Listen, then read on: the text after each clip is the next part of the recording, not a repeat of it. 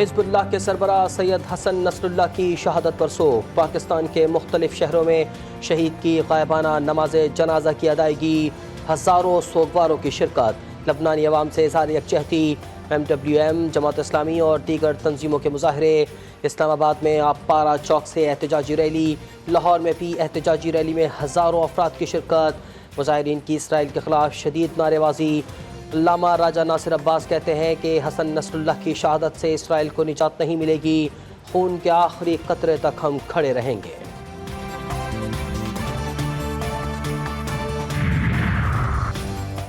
کراچی میں MWM، ISO اور حامیان فلسطین کا نمائش پر احتجاج اور ریلی۔ پولیس نے شرکاء کو امریکی قونصل خانے کی جانب مارچ سے روک دیا۔ پولیس اور ریلی کے شرکاء میں جھڑپیں، مظاہرین پر آنسو گیس کی شیلنگ، ہوائی فائرنگ۔ پولیس کی شیلنگ سے خواتین سمیت کئی مظاہرین کی حالت غیر۔ مشتعل مظاہرین کا اہلکاروں پر پتھراؤ۔ پولیس نے متعدد مظاہرین کو حراست میں لے لیا۔ پولیس اور مظاہرین میں مذاکرات کامیاب، دھرنا ختم۔ پولیس نے گرفتار مظاہرین کو رہا کر دیا۔ اسلام آباد میں بھی سیف غزہ ریلی پر پولیس کا دھاوا۔ سابق سینیٹر مشتاق احمد سمیت متعدد مظاہرین کو حراست میں لے لیا گیا۔ گلگت بلتستان میں سید حسن نصر اللہ کی شہادت پر تاریخی احتجاج، اسکردو، شگر اور دیگر علاقوں میں سوگ، مظاہرے، کاروباری مراکز بند۔ اسرائیل مرد آباد، امریکہ مرد آباد کے نعرے۔ سینکڑوں افراد فلسطینی پرچم اور حسن نصر اللہ شہید کی تصاویر لے کر احتجاج میں شریک ہوئے۔ لبنان میں حسن نصر اللہ کی شہادت کے بعد سوگ، ہر آنکھ اشک بار۔ شہید حسن نصر اللہ کا جسد خاکی حادثے کی جگہ سے نکال لیا گیا۔ غیر ملکی میڈیا کا دعویٰ، حسن نصر اللہ 60 گز زیر زمین بنکر میں بیٹی زینب اور ساتھیوں کے ساتھ موجود تھے۔ طبی اور سیکیورٹی ذرائع کے مطابق حسن نصر اللہ کے جسم پر بڑے زخم کا کوئی نشان موجود نہیں۔ ان کی شہادت 5 ٹن وزنی بم دھماکے کی شدت سے ہو سکتی ہے۔ حزب اللہ سربراہ شہید سید حسن نصر اللہ کی نماز جنازہ اور تدفین کی جگہ اور وقت کا تعین فی الحال نہ ہو سکا۔ شہیدوں اور غازیوں کی جماعت، حزب اللہ کا خاتمہ، اسرائیل کا خواب۔ لبنانی مزاحمتی تحریک کا صہیونی ریاست کے خلاف جنگ جاری رکھنے کا اعلان۔ مسلم ممالک میں بھی شہید حسن نصر اللہ کی شہادت کے خلاف احتجاج، ہزاروں فلسطینی شہری گھروں سے نکل آئے۔ اسرائیل کے خلاف نعرے بازی، ایران میں 5، لبنان اور عراق میں 3 روزہ سوگ۔ حزب اللہ کے سربراہ حسن نصر اللہ کو کیسے شہید کیا گیا، تفصیلات سامنے آنے لگی۔ حملے کے لیے 100 سے زائد اقسام کے بارودی مواد کے استعمال کا انکشاف۔ خطرناک بارودی مواد کو ہر 2 سیکنڈ بعد ایک ہی نشانے پر گرایا گیا۔ حملے میں سید حسن نصر اللہ کی شہادت کو یقینی بنانے کے لیے تمام حکمت عملی ترتیب دی گئی۔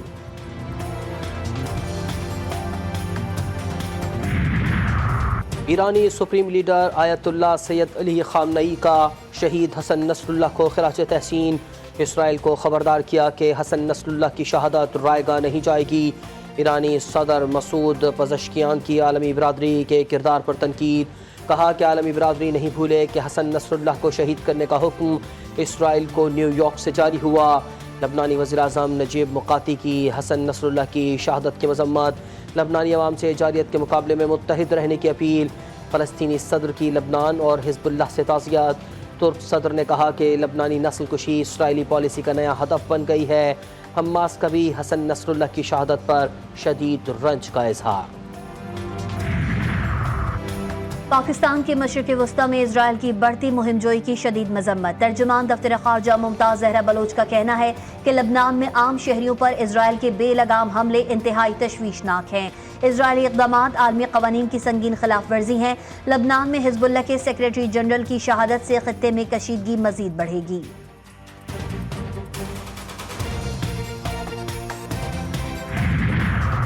حسن نصر اللہ کی شہادت پر سیاسی رہنماؤں کا اظہار افسوس، اسرائیلی جارحیت کی مذمت۔ وزیر اعظم شہباز شریف کہتے ہیں کہ فلسطین کی آزاد ریاست کا فی الفور قیام ضروری ہے۔ JUI کے سربراہ مولانا فضل الرحمان نے کہا کہ حسن نصر اللہ کی شہادت اسرائیل کی بزدلانہ دہشت گردی ہے۔ فاطمہ بھٹو کا شہید سید حسن نصر اللہ کو خراج تحسین، ٹویٹر پیغام میں لکھا کہ ہمارے شہداء کو سلام ہو، مزاحمت زندہ باد۔ صہیونی فوج کی آج بھی لبنان کی وادی بیکا میں رہائشی علاقوں پر بمباری، 11 لبنانی شہری شہید۔ حملوں کے بعد ملبے سے 6 لاشیں ملی، 5 زخمیوں کو اسپتال منتقل کر دیا گیا۔ لبنان میں کل سے جاری حملوں میں شہداء کی تعداد 44 ہو گئی۔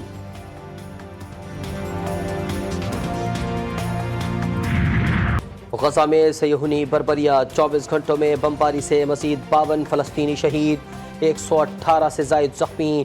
صبح سے جاری حملوں میں صہیونی فوج نے غزہ سٹی اور جبالیہ میں 4 فلسطینیوں کو شہید کر دیا۔ شہداء کی مجموعی تعداد 41,595 ہو گئی۔ موجودہ پارلیمنٹ جعلی، پارلیمان کے پاس اتنی بڑی ترامیم کا حق نہیں۔ جعلی پارلیمنٹ سے آئینی ترامیم کرنا زیادتی ہے۔ حکومت مسودے تیار کر کے ایک دوسرے سے شیئر کرے۔ جمعیت علماء اسلام کے سربراہ مولانا فضل الرحمان کی پریس کانفرنس، ایک بار پھر نئے انتخابات کا مطالبہ دہراتے ہوئے بولے، جمعیت علماء اسلام کو ہلکا مت لیا کرو۔ آئینی ترامیم کے حوالے سے اپنا موقف واضح کر دیا۔ حکمران سیاسی مقاصد کے لیے آئینی ترامیم کی طرف جا رہے ہیں۔ جے یو آئی سربراہ نے آئینی عدالت کی مشروط حمایت بھی کر دی۔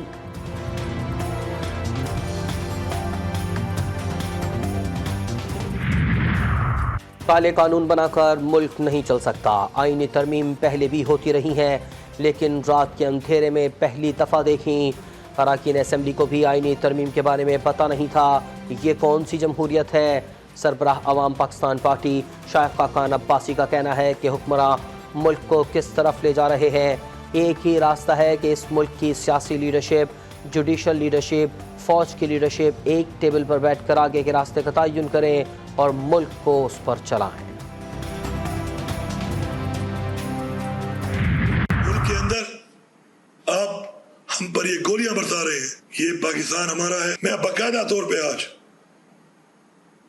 انقلاب کا اعلان کر رہا ہوں۔ اگر کوئی گولی برسائے گا، اس پہ گولی برسائی جائے گی۔ تم ایک گولی چلاؤ گے، ہم 10 چلائیں گے۔ تم ایک ٹیئر گیس مارو گے، ہم 10 ماریں گے۔ تم ایک لاٹھی مارو گے، ہم 10 ماریں گے۔ بہت ہو گیا، گولی کا جواب گولی، لاٹھی کا جواب لاٹھی۔ وزیر اعلیٰ خیبر پختونخوا کا انقلاب لانے کا اعلان۔ اپنے ایک ویڈیو پیغام میں علی امین گنڈاپور نے کہا، ادارے قوم کی آواز نہیں بن سکتے اور قوم کی رائے کی عزت نہیں کر سکتے تو سائڈ پر ہو جائیں۔ عوام کے فیصلے عوام کو کرنے دیں۔ ہمارے راستے روکے گئے، سیدھی گولیاں ماری گئیں، شیلنگ کی گئی، کئی کارکن زخمی ہوئے، کچھ لاپتہ ہیں۔ ادارے بیچ میں نہ آئیں اور پھر دیکھیں آگے کیا ہوتا ہے۔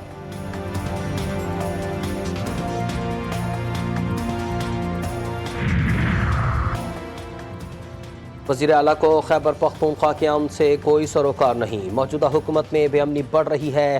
کے پی کے حکومت امن قائم کرنے میں ناکام۔ وزیر اعلیٰ کو جلسے جلوسوں سے فرصت نہیں۔ گورنر خیبر پختونخوا فیصل کریم کنڈی کی میڈیا سے گفتگو میں کے پی حکومت پر کڑی تنقید۔ کہا کہ آج جو لوگ سڑکوں پر ہیں انہیں ہم نے پرامن پاکستان دیا تھا۔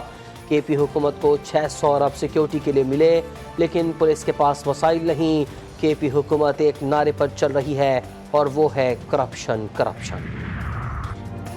خیبر پختونخوا میں امن و امان کی صورتحال ابتر ہے۔ وزیر اعلیٰ کے پاس عوام کی بہتری کا کوئی منصوبہ نہیں ہے۔ وفاقی وزیر زعفران امیر مقام کا سوات میں پارٹی ورکر سے خطاب۔ کہا، خیبر پختونخوا میں کرپشن عروج پر ہے، نئے اسکینڈل سامنے آ رہے ہیں۔ کرپشن اور لوٹ مار میں حصے پر وزراء آپس میں لڑ رہے ہیں۔ آئی ایم ایف کا ایڈیشنل $1 بلین اب آ چکا ہے، اس میں بہتری اور بھی آئی ہے۔ Journey to a certain extent شروع کی تھی at 38% and now getting into a single digit. Stock exchange نئی حدیں عبور کر رہی ہے، انفلیشن نیچے آئی ہے۔ کابینہ نے سیلریز نہیں لینے کا فیصلہ کیا ہے، ہم نے کوئی اور چیزیں نہیں کی۔ حکومت کا 6 وزارت ضم اور 1.5 لاکھ خالی اسامیاں ختم کرنے کا فیصلہ۔ وفاقی وزیر خزانہ محمد اورنگزیب کہتے ہیں، آئی ایم ایف کا پیکیج آ چکا، معیشت بہتری کی جانب گامزن، زر مبادلہ کے ذخائر بڑھ گئے، اب معاشی استحکام آئے گا۔ میکرو اکنامک استحکام منزل نہیں، ایک راستہ ہے۔ نجی شعبے کو ملک کو لیڈ کرنا ہوگا۔ وفاقی وزیر خزانہ نے ٹیکس وصولی میں اضافے کو ناگزیر قرار دیا۔ کہا، سب کو ٹیکس دینا ہوگا۔ نان فائلرز گاڑیاں اور جائیداد نہیں خرید سکیں گے۔ کرنٹ بینک اکاؤنٹ اور رقم نکالنے کے معاملات میں بھی ان کو بہت سے مسائل کا سامنا ہوگا۔ انکم ٹیکس گوشوارے جمع کرانے کی ڈیڈ لائن میں 2 روز باقی، تاریخ میں توسیع کا امکان۔ ذرائع کا کہنا ہے، گوشوارے جمع کرانے کے دوران سسٹم پر بہت بوجھ ہے۔ وزیر اعظم کی وطن واپسی پر تاریخ میں توسیع کی سفارش کی جائے گی۔ رواں سال 28 ستمبر تک 29 لاکھ گوشوارے جمع ہو چکے۔ گزشتہ سال اس تاریخ تک 14 لاکھ گوشوارے جمع ہوئے تھے۔ ضلع پنجگور میں فائرنگ سے جاں بحق 7 افراد کی میتیں آبائی علاقے شجاع آباد پہنچا دی گئیں. مقتولین کے اہل خانہ غم سے نڈھال. علاقے میں سوگ. صدر آصف زرداری، وزیر اعظم شہباز شریف سمیت دیگر رہنماؤں کا اظہار افسوس. واقعے کی مذمت. سینئر سیاستدان یار محمد رند کہتے ہیں بلوچستان کے فیصلے بند کمروں میں ہوتے ہیں. بلوچ نوجوانوں سمیت عوام اب حکمرانوں سے مایوس. اب وقت آ گیا ہے کہ اس صوبے کی تاریخ کو زندہ کیا جائے. پہلے گوروں کی حکمرانی تھی، اب کالی سرکار آ گئی.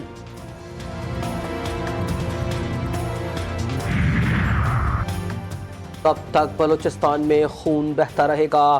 وزیر اطلاعات پنجاب عظمت بخاری کا سوال. بلوچستان میں مزدوروں کی قیمتی جانوں کے ضیاع پر دکھ اور افسوس کا اظہار. پی ٹی آئی پر تنقید کرتے ہوئے کہا کہ قاسم سوری، اسد قیصر اور دیگر کل سوشل میڈیا پر انقلاب لا رہے تھے. 2 صوبوں میں رخنہ پیدا کرنے کی کوششوں کو روکنا ہے. آپ نے جو کرنا ہے وہ خیبر پختونخوا میں کر لیں.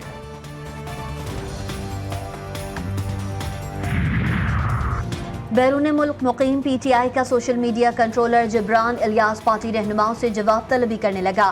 پارٹی ذرائع کے مطابق جبران الیاس کو یہ اختیار بانی پی ٹی آئی کی طرف سے دیا گیا. جبران الیاس اور پی ٹی آئی رہنماؤں میں باہمی خلفشار بڑھنے لگا. P T I social media controller Jibran Ilyas نے پارٹی چیئرمین بیرسٹر گوہر کی سرزنش کر دی.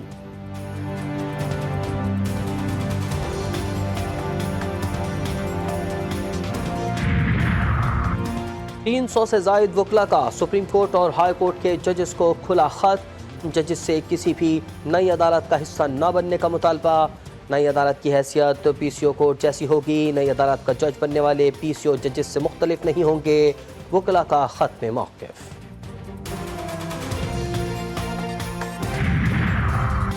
مقبوضہ جموں و کشمیر میں 10 لاکھ فوج تعینات ہے.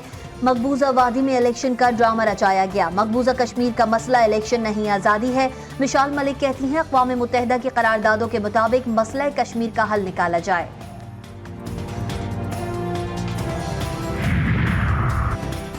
رحیم یار خان کے علاقے کچا بھونگ میں پولیس کا ٹارگیٹڈ آپریشن. ڈاکوؤں سے شدید فائرنگ کا تبادلہ. 3 ڈاکو ہلاک. جگنو باغ موزہ غلام احمد آباد میں جرائم پیشہ افراد کا گھیراؤ. پولیس کی مزید نفری تعینات کر دی گئی. ڈیرہ غازی میں شادی کی تقریب میں فائرنگ سے 4 افراد جاں بحق 3 زخمی. واقعہ تھانہ کالا کی حدود میں پیش آیا. پولی اور ہتوانی برادری کے 2 گروپوں میں سعودی عرب میں جھگڑا ہوا تھا جو ڈیرہ غازی خان تک پہنچ گیا. پولیس نے 3 افراد کو گرفتار کر لیا. دیگر کی گرفتاری کے لیے پولیس کے چھاپے جاری. ریپبلکن پارٹی کے صدارتی امیدوار ڈونلڈ ٹرمپ نے الیکشن میں دھاندلی کا خدشہ ظاہر کر دیا. ٹرمپ کا وسکنسن میں خطاب میں کملا ہیرس اور بائیڈن کو ذہنی مریض قرار دیا. کہتے ہیں کہ الیکشن جیتنے کے بعد فراڈ کرنے والوں کے خلاف مقدمہ درج کرواؤں گا.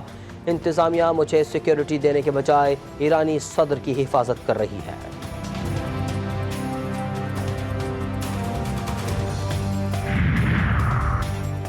چیمپئنز ون ڈے کپ 2024 کا ٹائٹل پینتھرز نے جیت لیا. مارکورز کو 5 وکٹوں سے شکست. مارکورز نے فائنل میں صرف 122 رنز بنائے. پینتھرز نے ہدف 18ویں اوور میں پورا کر لیا.